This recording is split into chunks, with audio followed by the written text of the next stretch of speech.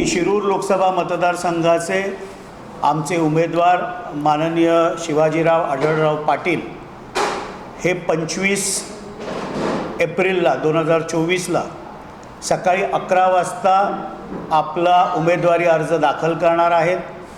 महाराष्ट्र राज्याचे लाडके मुख्यमंत्री माननीय एकनाथरावजी शिंदे, त्याचप्रमाणे लाडके उपमुख्यमंत्री माननीय देवेंद्रजी फडणवीस, राष्ट्रवादी काँग्रेस पक्षाचे आमचे राष्ट्रीय अध्यक्ष उपमुख्यमंत्री माननीय अजितदादा पवार हे तिन्ही नेते त्या उमेदवारी अर्ज भरण्यासाठी तिथे उपस्थित असतील. कलेक्टर ऑफिस पुणा इथे तो उमेदवारी अर्ज भरला जाईल आणि त्यानंतर डेक्कनला कोरड्या नदीपात्रामध्ये एक मोठी जाहीर सभा ही महायुतीची होणार आहे. माननीय खासदार प्रफुल्लभाई पटेल यांनी अत्यंत स्पष्ट शब्दामध्ये सांगितलं की राष्ट्रवादीने नाशिकच्या जागेवरचा आपला दावा सोडलेला नाही.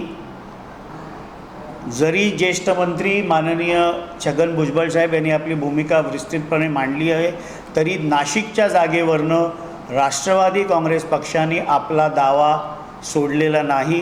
हे अत्यंत स्पष्ट शब्दामध्ये काल आमचे राष्ट्रीय कार्याध्यक्ष माननीय प्रफुल्लभाई पटेल यांनी मीडियाशी बोलताना अत्यंत स्पष्टपणे सांगितलेलं आहे.